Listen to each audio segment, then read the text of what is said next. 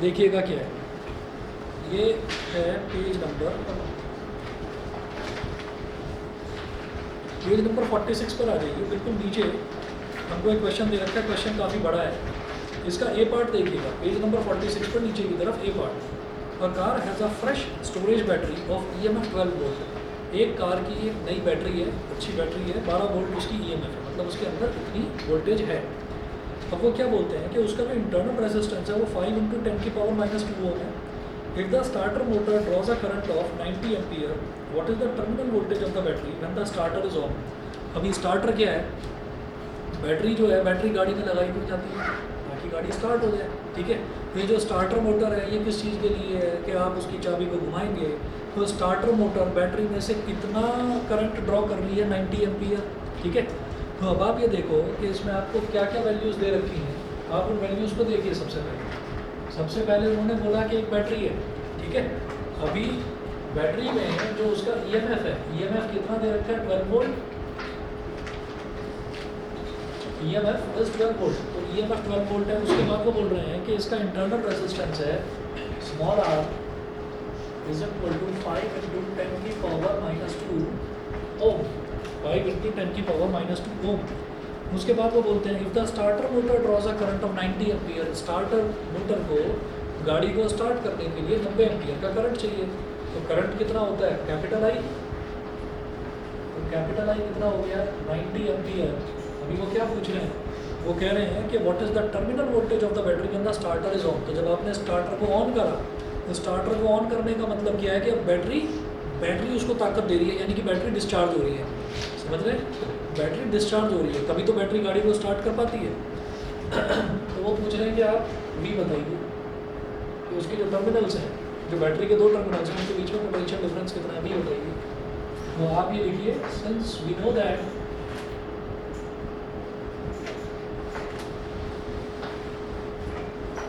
V is equal to E minus IR, ये हम formula जानते ही हैं। तो भाई सीधा सीधा निकालो, सारी वैल्यूज है हमारे पास। 12 माइनस 90 इंटू 5 × 10⁻² को पता है क्या, एक काम करो, 10⁻² को नहीं चलेगा तो 10⁻² हो जाएगा। 10⁻² मतलब क्या हो जाएगा, 100। 1 0 से 1 0 कर दिया, 5 1 = 5, 5 2 = 10 और 2 4.5 जार, तो 12 माइनस 4.5 कितना हो जाएगा, 7.5। हमारा जो वोल्टेज है वो आ गया 7.5 वोल्ट। ये चीज़ तो समझ में आ गई होगी, बताओ जी। पेन चाहिए है किसी के पास एक्स्ट्रा?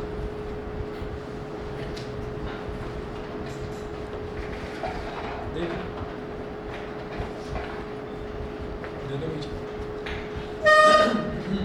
अब देखिएगा बी पार्ट, हाँ जी बी पार्ट देखिए। बी पार्ट में ज़रा समझने वाली चीज़ है, इसमें एक इंटरेस्टिंग चीज़ बताऊंगा आपको। इसमें क्या लिखा है, after long use. After long use का मतलब क्या है कि बैटरी बहुत देर तक यूज़ हो रही है। The internal resistance of the storage battery increases to 500 ओम।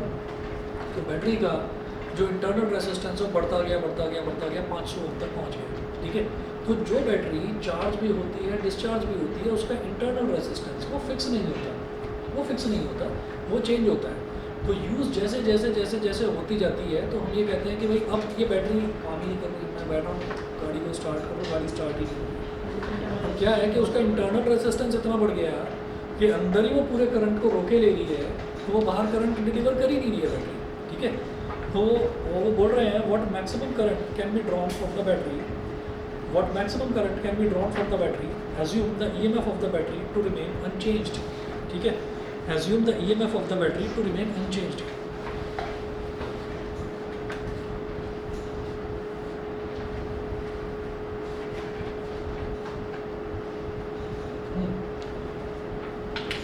क्या होता है कि जब हम ये कहते हैं कि उसका इंटरनल रेजिस्टेंस इतना बढ़ गया है कि अब वो बाहर करंट डिलीवर नहीं कर रही है। अब जब बाहर करंट डिलीवर नहीं हो रहा तो भाई वोल्टेज कैसे आएगा बाहर, समझते हैं भाई। हम ये जानते हैं कि जो V है, V is directly proportional to I, ठीक है। उसका इंटरनल रेजिस्टेंस इतना ज़्यादा हो गया कि it is not delivering any current. जब करंट डिलीवर नहीं करी तो भाई वोल्टेज कहाँ से डिलीवर करेगी। तो हम हम यहाँ पर लिखेंगे since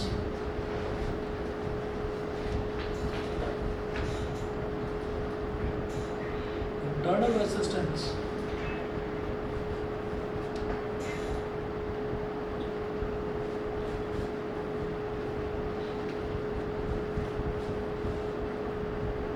has increased too much,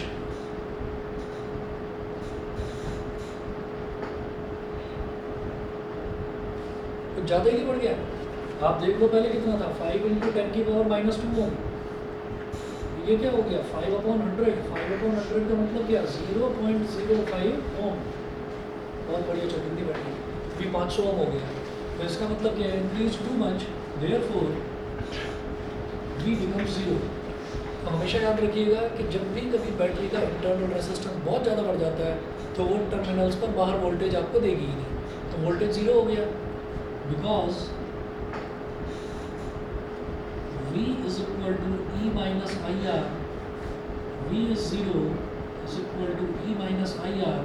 E में कोई चेंज नहीं आया, EMF उन्होंने बोला कि अनचेंज रहेगा, तो इसको इधर ले आओ, IR is equal to E, ठीक है। अब I is equal to E upon R हो गया, इस केस में सीधा सीधा जब I की वैल्यू E upon R हो गई और इंटरनल रेजिस्टेंस में आपके कितना 500 ओम, तो I is equal to और EMF कितना है, इट रिमेन अनचेंज यानी कि 12। तो 12 अपॉन 500 क्या करें, 5 10 500 500, हाँ जी, और 5 2 10, 12 माइनस 10 कितना हो गया 2, 2 0 20, 5 4 20, तो ये कितना हो गया 2.4। I is equal to 2.4 into 10 की पावर -2। फिर क्या करो, ये 2.4 है, इसका पॉइंट उड़ा दो, नीचे एक और 10 ले आओ, तो ये 10 की पावर 1 है, ऊपर जाकर 10 की पावर -1, तो 10 की पावर -2 और -1 कितना हो जाएगा -3। 24 इंटू 10 की पावर -3 एम्पियर, तो ये हो गया 24 मिली एम्पियर। नन्ना सा चिन्ना सा करंट है, बहुत छोटा है, मिली एम्पियर, ठीक है। तो हम ये कह रहे हैं कि वोल्टेज तो बिल्कुल ख़त्म हो गया, 0 हो गया, और करंट भी क्या है, करंट भी नाम के लिए ही बचा है 24 मिली एम्पियर, कुछ भी नहीं कर पाएगा, ये करंट गुदगुदी सी होगी हाथ में, ठीक है ना। मतलब जैसे होता है ना करंट वाला कोई वायर छूटी है, झटका लगता है, तो झटका वटका कुछ भी नहीं लगेगा, इतना कम करंट, ठीक है।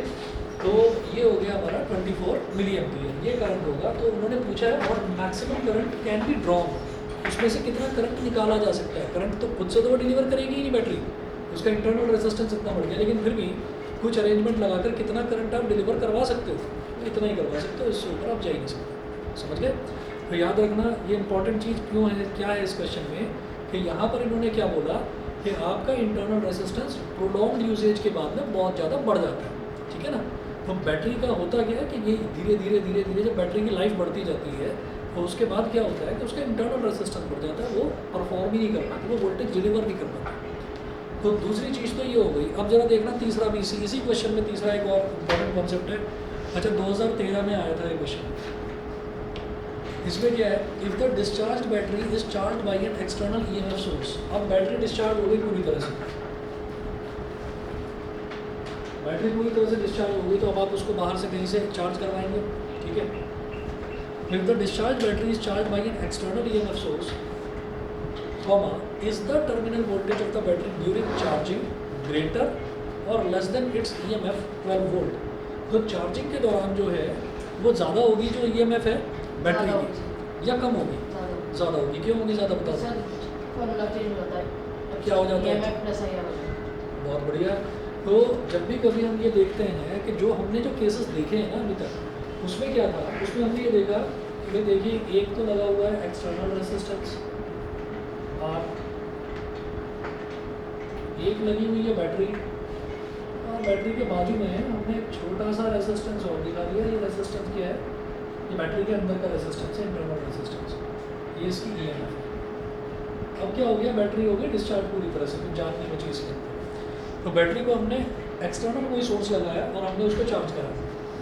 तो अब इस कंडीशन में क्या है कि इस कंडीशन में एक टर्मिनल यहाँ पर ज्वाइन करा, एक इधर नेगेटिव टर्मिनल से ज्वाइन करा, और बाहर कोई एक और बैटरी हमने लगा दी पॉजिटिव नेगेटिव। तो यहाँ पर क्या होता है कि जो ये वाली बैटरी है, इस वाली बैटरी का जो करंट है पॉजिटिव से जाएगा और इस वाली और पॉजिटिव से नेगेटिव की तरफ जाता है। तो ये क्या करता है कि ये पॉजिटिव टर्मिनल को करंट देना जो पॉजिटिव टर्मिनल को करंट देना शुरू कर देता है। तो चार्जिंग उल्टा प्रोसीजर है।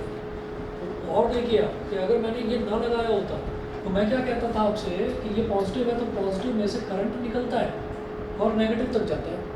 तो अब किसके पॉजिटिव में से निकलेगा? इसमें तो कुछ बचा नहीं है, तो इसमें से निकलेगा क्या? कुछ भी नहीं। तो अब निकल किसके पॉजिटिव में से रहा है? इस बैटरी के पॉजिटिव में से निकल रहा है। तो पॉजिटिव में से निकल के इसके पॉजिटिव को अब करंट सप्लाई करा जा रहा है। तो वही करंट की डायरेक्शन ये ना होकर पॉजिटिव टर्मिनल में से निकलने की बजाय पॉजिटिव टर्मिनल के अंदर जा रहा है उसको, क्योंकि वो चार्ज किया जा रहा है। समझ रहे हैं? तो चार्ज करा जा रहा है तो करंट की डायरेक्शन बदल गई। तो हम यहाँ पर लिखेंगे during charging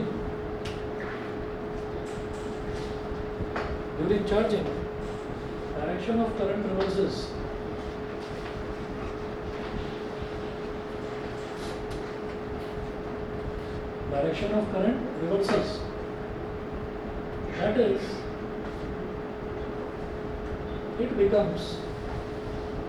that is it becomes वो आई नहीं रहता, वो माइनस आई हो जाता है।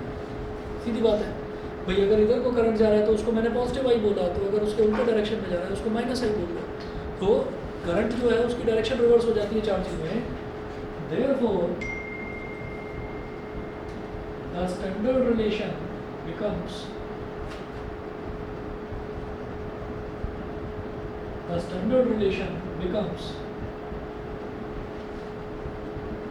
V is equal to E minus IR। समझ गए? स्टैंडर्ड रिलेशन क्या था? V is equal to E minus IR। अभी क्या है? V is equal to E minus IR, minus plus.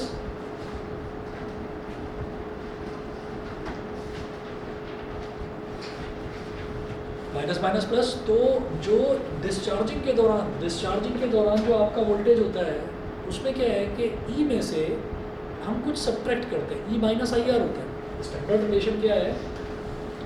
V is equal to E minus IR। तो EMF में से कुछ ना कुछ तो सब्ट्रैक्ट हो रहा है ना, चाहे थोड़ा सा ही कुछ ना कुछ तो सब्ट्रैक्ट हो रहा है।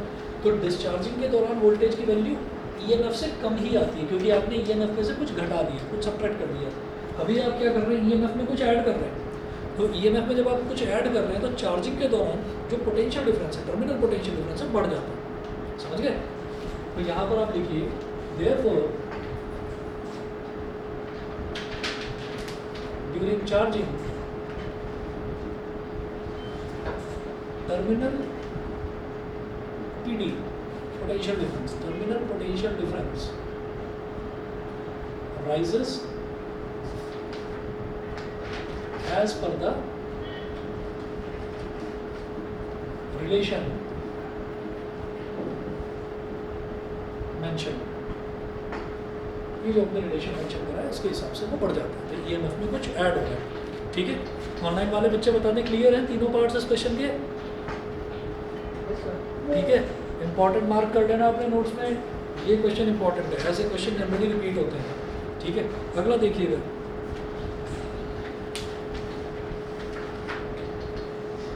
अगला देखिए इन्होंने क्या दिया है, potential differences across terminals of a cell were measured in volt against different current in ampere flowing through the cell. A graph was drawn which was a straight line ABC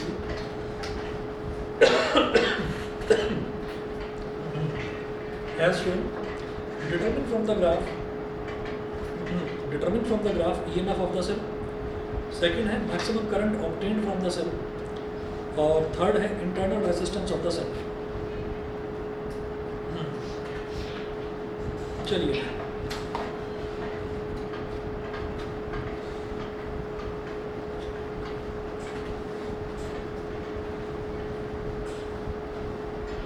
graph बना लीजिए। Graph दिया है इस question में और ये दे रखा है करंट और वोल्टेज के बीच में। वोल्टेज मतलब पोटेंशियल डिफरेंस।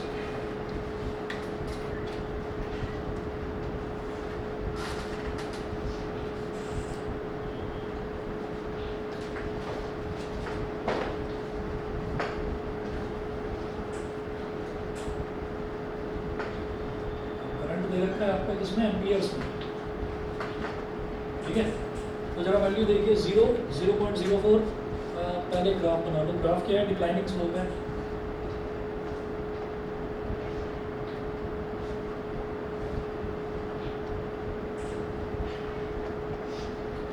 ये दे रखा है ग्राफ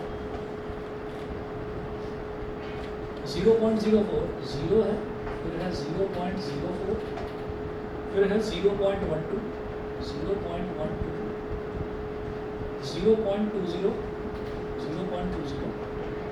और ये एक्चुअली मीट नहीं कर रहा है यहाँ पर, ये ऐसे ऐसे ही वहाँ पर वो मीट नहीं कर रहा है, डॉटेड लाइन बना रखी है बस 0.28, ठीक है।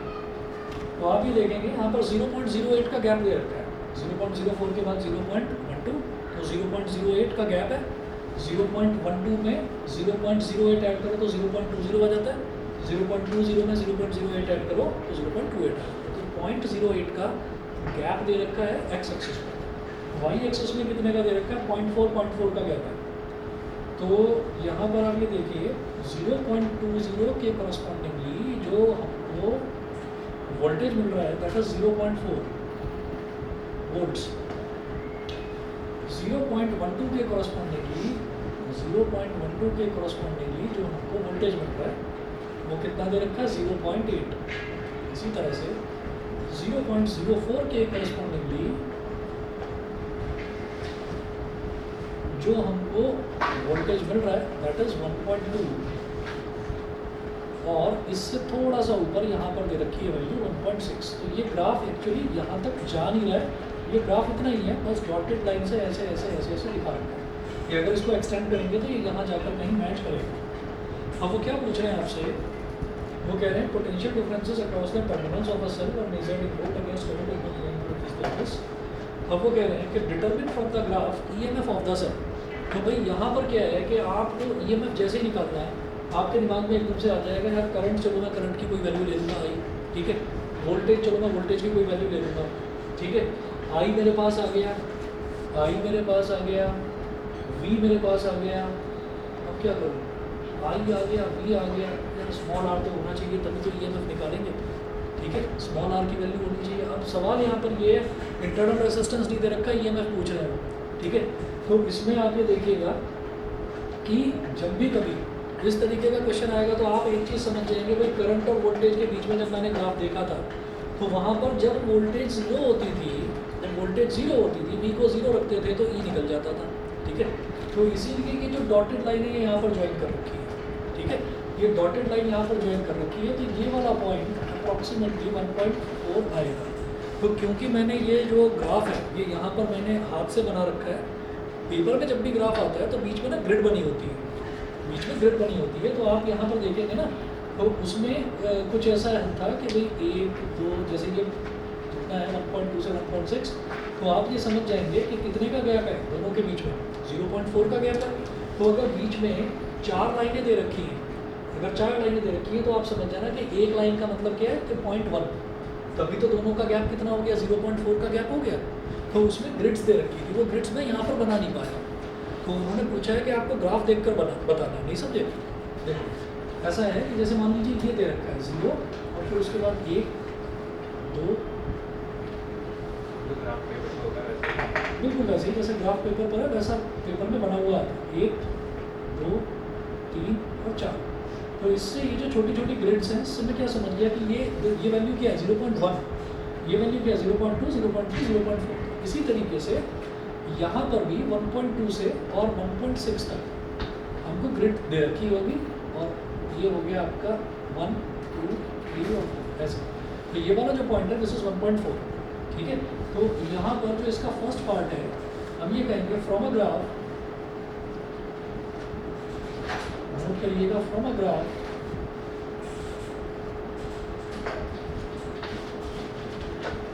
Between V and I EMF can be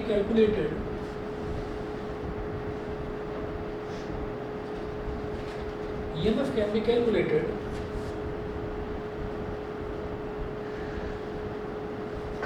by simply putting I is equal to 0। आपको I is equal to 0 करना है, ठीक है। तो I हमारा करंट है, ये 0 है यहाँ पर, तो जहाँ पर हमारा I 0 हो जाएगा वहाँ पर जो भी वोल्टेज की वैल्यू आएगी वो हमारी EMF ही है। अच्छा I 0 कब होता है, आई ज़ीरो तब होता है जब आपने बैटरी को कहीं कनेक्ट ही नहीं कर रखा, तार काट दिया उसका, ओपन सर्किट है, ठीक है। तो इसका मतलब क्या है कि अगर करंट हमारा कहीं जा ही नहीं रहा है तो इसका मतलब क्या है कि भाई जो भी वोल्टेज निकल कर आएगी वो बैटरी की वोल्टेज आएगी, और बैटरी की वोल्टेज को हम EMF बोल देते हैं, समझ गए। तो I इज इक्वल टू 0 पर हमने चेक करा तो जो भी वोल्टेज हमारी है that is my EMF। Second part देखिए, सेकेंड पार्ट में वो पूछ रहे हैं maximum current obtained from the cell, कि इसमें इस सेल से मुझे मैक्सिमम करंट में कितना ऑब्टेन कर पाऊंगा। तो फिर अगेन क्या है कि ये पूरा कंप्लीट ग्राफ नहीं था, तो इसको आगे तक आपने एक्सटेंड करा, आगे तक एक्सटेंड करा, तो आगे तक एक्सटेंड करके आप ये देख रहे हैं कि भाई मैक्सिमम करंट इसका 0.28 ही आ रहा है। तो फ्रॉम द ग्राफ मेरे को बताना है कि maximum current that can be obtained. तो मैक्सिमम करंट जब ऑब्टेन करेंगे तो उसके लिए आपको क्या करना पड़ेगा, आपको जैसे यहाँ पर I is equal to 0 put करा, वहाँ पर V इज इक्वल टू 0 करना पड़ेगा। वोल्टेज जहाँ पर आपकी 0 हो जाएगी तब आप कहेंगे कि मैक्सिमम करंट कितना ऑब्टेन आप उससे कर सकते हैं, ठीक है।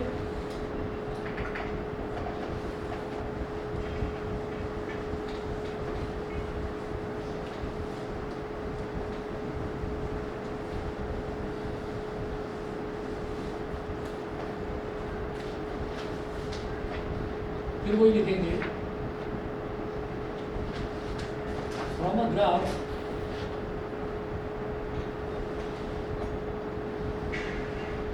बिटवीन, इसलिए वो ग्राफ रट लेना जो तीनों बताए थे, ठीक है। तो EMF और उसके बीच का तो ग्राफ आएगा ही नहीं, EMF वाला तो कांस्टेंट है, ठीक। कई बार ऐसा होता है कि वो भी आ जाता है, उसमें भी बच्चों से पूछ लेते हैं तो अब वो दो तीन पार्ट्स बना लेंगे और वो पूछ लेंगे भाई करंट में बढ़ाता जा रहा हूँ, EMF बताओ कितना। करंट और EMF के बीच में ग्राफ तो हमारा स्ट्रेट लाइन है ना, कांस्टेंट है, तो वहाँ पर सोच में पड़ जाते हैं क्या करूँ क्या करूँ। तो वो तीनों ग्राफ अगर याद होंगे तो आप फटाफट कर दोगे, ठीक है।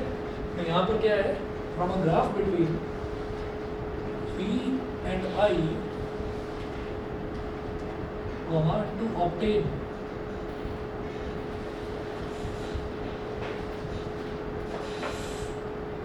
maximum current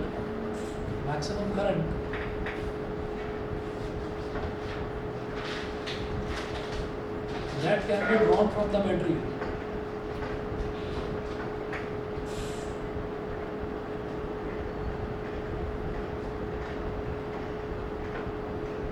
Put V is equal to 0.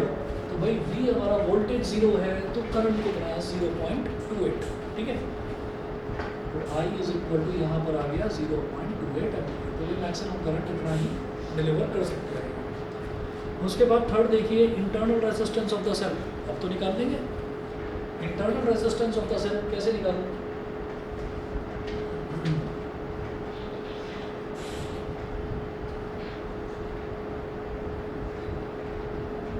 V is equal to E minus I R, यही है सीधा रिलेशन।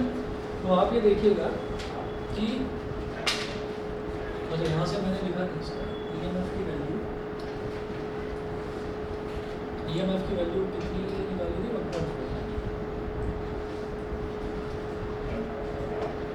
ठीक है। तो आप देखिएगा कि भाई मेरे को इंटरनल रेजिस्टेंस निकालना है, क्या EMF चेंज होता है किसी बैटरी का, नहीं, फिक्स है, ठीक है। तो आप ये देखिएगा कि EMF तो आपका कांस्टेंट रहेगा, तो यहाँ आप क्या करेंगे E इज इक्वल टू लिखो 1.4 एम्पीयर। अच्छा जो वोल्टेज और करंट है ये वेरिएबल है, ये वेरिएबल है, जो मन करे वो वैल्यू ले लो। अगर करंट आपने ले लिया 0.12 तो वोल्टेज क्या लोगे 0.8, अगर करंट ले लिया 0.04 तो वोल्टेज क्या लोगे 1.2। आपको जो मन करे ग्राफ में से कोई दो वैल्यू उठा लो, सबका प्रोपोर्शन सेम ही तो नजर आ रहा है, 0.04 है तो 1.2, 0.12 है तो 0.8। भाई ये अगर 0.04 बढ़ रहा है तो वो धीरे धीरे धीरे ये भी बढ़ रहा है तो वो भी बढ़ रहा है, दोनों वैल्यू बढ़ रही है। तो आप ये देखो कि मैं क्या करूँगा, E is equal to 1.4 ampere है तो कोई एक वैल्यू ले लो, आप बीच वाली ले लो 0.12 0.8। तो V is equal to I is equal to X axis पर करंट है ना, I is equal to 0.12 ampere. तो भाई V बोलो 0.12 के करस्पॉन्डिंगली V कितना 0.8 वोल्ट, 0.8 वोल्ट डालो फॉर्मूले में निकालो आंसर। तो V की जगह 0.8 और E की जगह 1.4, I की जगह 0.12 और स्मॉल आर तो अपना है। अब इस -0.12 को इधर ले आओ, ये आ जाएगा 0.12 ये पॉजिटिव हो जाएगा, इज इक्वल टू 1.4 माइनस 0.8। हाँ जी, स्मॉल आर कितना हो गया 1.4 माइनस 0.8 कितना हो गया 0.6 अपॉन 0.12। पॉइंट गया तो ऊपर 100, पॉइंट गया तो नीचे 10, एक जीरो से एक जीरो कट गया तो 60 अपॉन 12, 12 5 60। ठीक है, तो ओम्स लॉ के हिसाब से हमारा V और I हमेशा प्रोपोर्शन में रहता है। V is directly proportional to current. ठीक है, तो आप ये देखिएगा कि आप कोई भी वैल्यू ले लो, आप चाहे 0.20 ले लो I की वैल्यू और 0.4 ले लो आप V की वैल्यू, तो कोई भी वैल्यू ले लीजिए तो आपका सेम ही रिजल्ट आएगा। तो हमारा इंटरनल रेजिस्टेंस आ गया 5 ओम। ऑनलाइन वाले बच्चे बताएं भाई, अवंतिका, गुनीत, पार्थ, क्लियर है? चलिए ठीक है, ओके। आवाज़ बड़ी लहराती हुई आ रही है, कहीं दूर बैठे हो?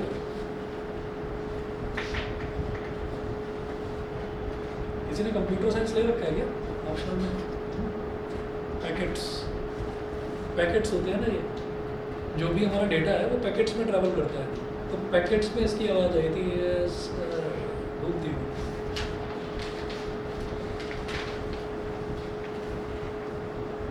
अच्छा, एक चीज़ और सजेस्ट करूँगा भाई, जिन बच्चों ने कंप्यूटर साइंस ले रखा है उनको बता रहा हूँ, अगर हो सके ना तो दिन में आधा घंटा निकाल कर कोई लैंग्वेज जो है वो अपनी मजबूत करते चलना।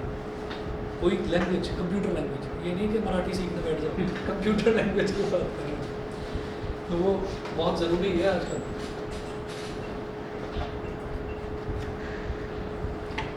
चलिए जी, अगला क्वेश्चन देखिएगा। अगला क्वेश्चन जो है इसका फिगर कुछ जाना पहचाना लग रहा होगा, तो ये देखकर आपको समझ में आ जाएगा कि भाई पैरेलल और सीरीज में इसको कैसे करना है।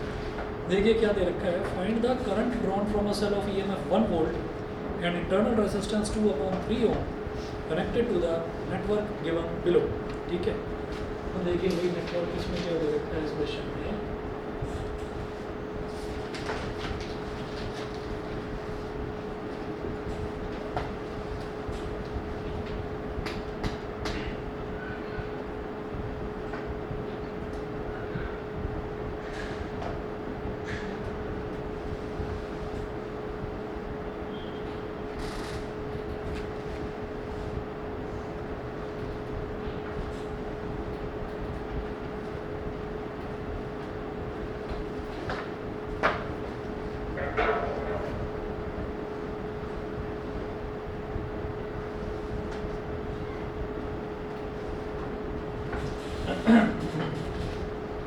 हाँ जी, जितने भी रेजिस्टेंसेज हैं ना सारे 1 ओम के ले रखे हैं, 1 ओम, 1 ओम, 1 ओम, 1 ओम, 1 ओम और 1 ओम, और जो इसके वर्टिसेस हैं वो ले रखे हैं A, B, C, D।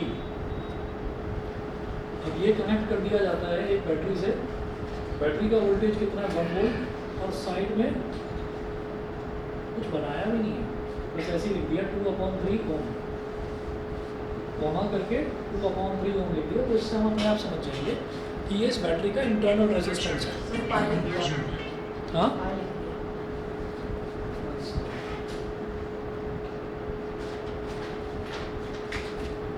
Hello, हाँ जी नमस्कार,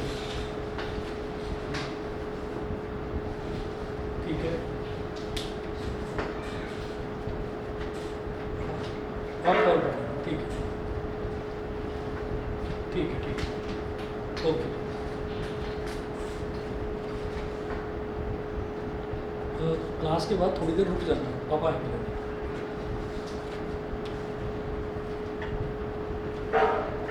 अच्छा जी, अब देखिए ज़रा यहाँ पर हम क्या देख रहे हैं कि ये तो 1 ओम है, A और B के बीच में 1 ओम है, और याद करिए कि ये जो दो वायर्स हैं, दो वायर्स को ज्वाइन करके एक सिंगल वायर में बनाया जा सकता है। तो मुझे ये दिखाई दे रहा है कि 1 ओम और 1 ओम दोनों के दोनों पैरेलल में।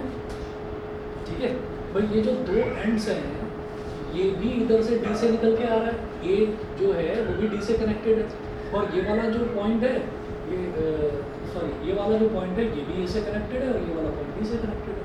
तो इन दोनों के बीच में कोई रेसिस्टेंस तो है नहीं, तो इनको सीधे ऐसे ज्वाइन करा जा सकता है। अगर ये दोनों वायर ऐसे ज्वाइन कर दिए जाएँ तो 1 ओम दोनों क्या हो जाएंगे, पैरेलल में। हाँ नहीं, पैरेलल में होंगे ना भाई। आप ये देखो कि इसका ये वाला जो रेसिस्टेंस है, इसका स्टार्टिंग पॉइंट भी ये और एंडिंग पॉइंट ये, ऐसे इस रेसिस्टेंस का भी स्टार्टिंग पॉइंट ये और एंडिंग पॉइंट ये। तो जब रेसिस्टेंसेस के स्टार्टिंग और एंडिंग पॉइंट सेम होते हैं तो they are called in parallel, और जब resistances back to back connected होते हैं they are called in series. ठीक है, तो इसका मतलब ये दोनों आपके पैरेलल में हो गए। सेम कहानी यहाँ पर है कि ये जो है, ये वाला जो रेसिस्टेंस है इसका भी स्टार्टिंग पॉइंट ये और एंडिंग पॉइंट ये, और ये वाला जो रेसिस्टेंस है इसका भी स्टार्टिंग पॉइंट ये और एंडिंग पॉइंट ये। तो ये दोनों रेसिस्टेंसेस जो हैं ये दोनों भी आपके पैरेलल में हो गए, आपस में दोनों सीरीज में हो गए। मैं बना रहा हूँ इसका डायग्राम, देखिए ये कैसे हो गया।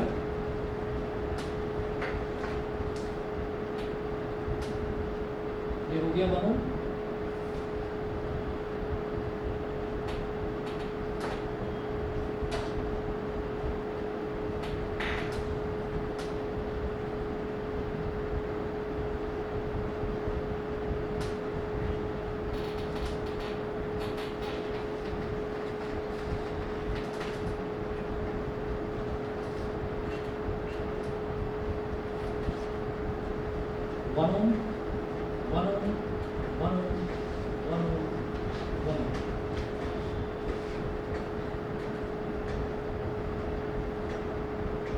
बैटरी भी 1 वोल्ट की 2/3 ओम। हाँ जी हाँ जी जी जी बताइए। हाँ, ठीक है, अभी छोड़ दो। हाँ हाँ जी हाँ जी हाँ जी, ठीक है ठीक है ठीक है ठीक है,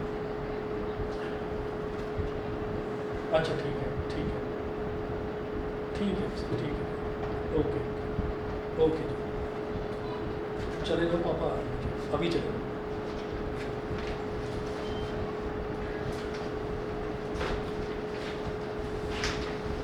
ये लास्ट में देख लेना, वीडियो में देख लेना, ठीक है।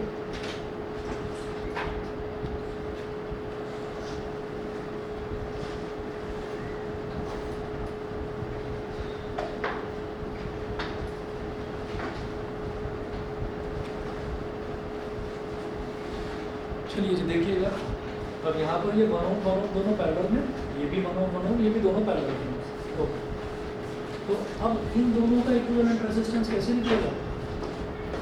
अगर इन दोनों का निकालते हैं ऐसे कर दो, एक ऐसे डॉटेड सर्कल बनाओ, एक ऐसे डॉटेड सर्कल बनाओ, इसको बोल दो R1, इसको बोल दो R2, ऊपर वाला जो 1 ओम है R3, नीचे वाला जो 1 ओम है R4, ये कर दीजिए। फिर जो R1 है ये कैसे निकलेगा, 1/R1, 1/1 प्लस 1/1, तो 1/R1 इज इक्वल टू, क्योंकि दोनों पैरेलल में है, ठीक है, तो पैरेलल में होते हैं तो क्या होता है 1/R is equal to 1/R1 plus 1/R2। मैंने इसके पूरे रेजिस्टेंस को R1 मान लिया, तो 1/R1 पूरा resistance 1/R1 is equal to 1/1 plus 1/1, तो 1/1 प्लस 1/1 क्या हो गया 2/1, ठीक है। रेसिप्रोकल कर दीजिए तो R1 कितना हो गया 1/2, और सिमिलरली जो R2 है वो करके दिखाने की जरूरत नहीं है, लिख दीजिए similarly R2 is equal to 1/2 ohm. R2 जो है ये भी 1/2 ओम हो गया, तो R1 और R2 दोनों के दोनों आपस में सीरीज में है, R1 and R2 are in series, ठीक है। तो इक्विवेलेंट रेजिस्टेंस उसको R12 बोल दो, 1 और 2 का जो इक्विवेलेंट रेजिस्टेंस है उसको R12 बोल दिया, तो वो क्या हो जाएगा 1/2 प्लस 1/2, सीरीज में दोनों सीधे सीधे ऐड हो जाते हैं, 1/2 प्लस 1/2 ये क्या आ गया हमारा 1 ओम हो गया, समझ गए, ये 1 ओम हो गया। अब इसके बाद आप ये देखिएगा कि R3, R12 एंड R4 ये तीनों के तीनों पैरेलल में साफ साफ नजर आ जाएंगे, ठीक है। आफ्टर दैट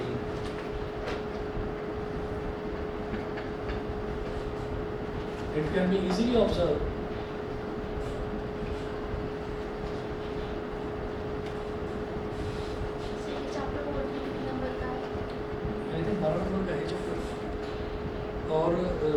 किरचॉफ्स लॉ और ये वाले जो न्यूमेरिकल बड़े इंपॉर्टेंट हैं ईएमएफ वाले। तो हमारे एक तो ये ईएमएफ वाले न्यूमेरिकल्स हैं, उसके बाद इसमें बचे हुए हैं सेल्स इन सीरीज पैरेलल, वो वाले हैं। इनका डेरिवेशन मैं चेक करूँगा सिलेबस में है या हट गया है तो बता दूँगा, कुछ पोर्शन हटा भी था।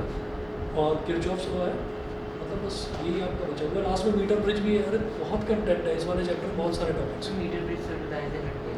मीटर ब्रिज हट गया क्या? बहुत बढ़िया, सुकून पक्का, बहुत अच्छी बात है। बहुत लंबा उसमें व्हीट स्टोन ब्रिज भी करो, मीटर ब्रिज भी करो, फिर बताना पड़ता है उसमें। मीटर ब्रिज हटा है, मीटर ब्रिज हटा है। चलिए मैं देखूँगा, अभी मैं बस देख लूँगा ना सिलेबस वगैरह ना, देख कर बताऊँगा। तो कहती combination of series and parallel के भी नहीं आएंगे। Combination of series and parallel वो होगा आपका शायद रेजिस्टेंस सर, नहीं रेजिस्टेंस में इंक्लूड करा तो मैंने खुद देखा है, मैं तो कराता ही नहीं उसको क्योंकि लास्ट ईयर नहीं था वो सिलेबस में, वो इस बार इंक्लूड कराया नहीं। ऐसा हो नहीं सकता, मैंने देखा है रेजिस्टेंस वाला तो है। कौन सा sir? Resistance is series and parallel, क्योंकि फिर तो न्यूमेरिकल आएंगे ही नहीं, हर एक में resistance in series and parallel कहीं ना कहीं आ ही जाता है। हाँ सर, मुझे लगता है, मैं देख लूँगा एक बार। मैंने तो देखा है कि पिछले साल नहीं था और इस बार तो उसको इंक्लूड करा गया, ऐसा मुझे ध्यान है, इसलिए मैंने कराया। खैर चलिए, after that it can be easily observe that R3 R12 and R3, और ये जो पूरा इसका रेजिस्टेंस बन जाएगा वो अपने R12 ले लिया, R12 और R4 R इन पैरेलल, ये पैरेलल में हो गए। तो पूरे सर्किट का रेजिस्टेंस कैपिटल R, क्योंकि पैरेलल में है तो क्या लिखेंगे 1 upon capital R is equal to 1 upon R3 plus 1 upon R12 plus 1 upon R4। तो 1 upon R is equal to 1 upon 1 plus 1 upon 1 plus 1 upon 1, सबका ही तो 1 है, तो क्या हो जाएगा 3 अपॉन 1। जब 1 upon R is equal to 3 upon 1 आ गया तो इसका मतलब R क्या हो जाएगा 1 अपॉन 3 ओम। अब समझ में आया कि यहाँ 2 अपॉन 3 क्यों दे रखा है, हमारा काम आसान करने के लिए, क्योंकि ये मेरे पास क्या आया एक्सटर्नल रेजिस्टेंस, और इंटरनल रेजिस्टेंस और एक्सटर्नल रेजिस्टेंस ऐड होते हैं, वो ऐड हो जाते हैं। देखिएगा, हाँ देखिए क्या बोला इन्होंने कहा है find the current drawn from a cell of EMF 1 volt. पीछे ही पड़ गए बन के, हर जगह बन के।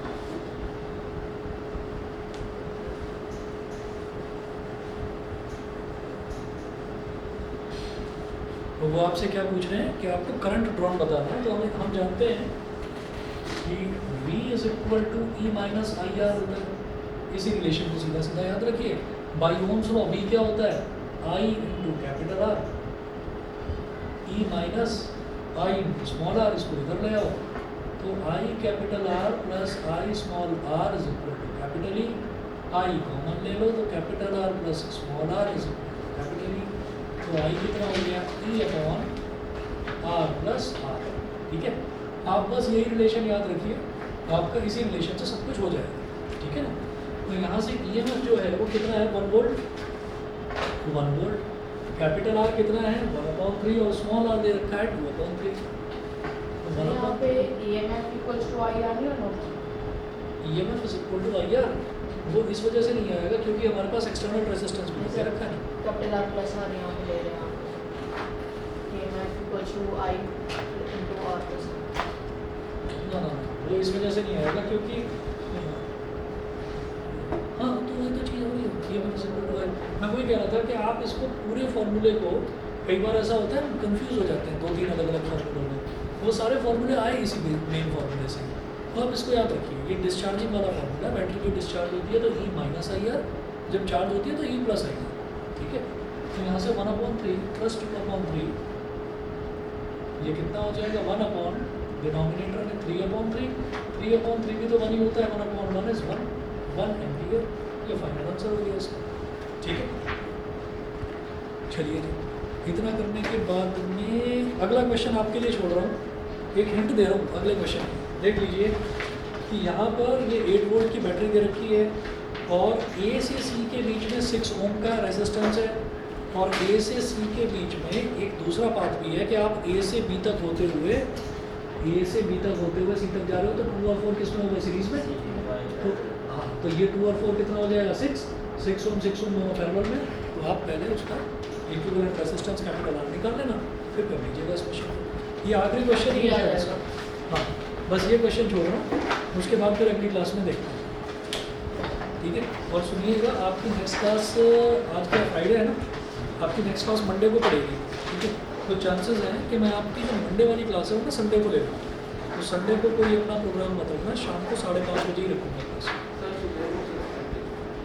सुबह 1:30 बजे,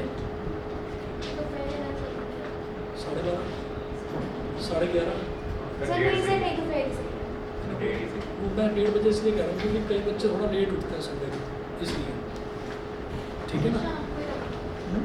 शाम को ही रखो। बताओ कि शाम को 1:30 से, ठीक है ना। ना शाम ना सुबह, थोड़ा बीच का टाइम हो गया। तो नहीं आ रहा हाँ, ये कॉम्बिनेशन है। कॉम्बिनेशन का सिस्टम नहीं है भाई, भेज दो मेरे को, भेज दो। भेज दो। हाँ, थोड़े गुड इवनिंग।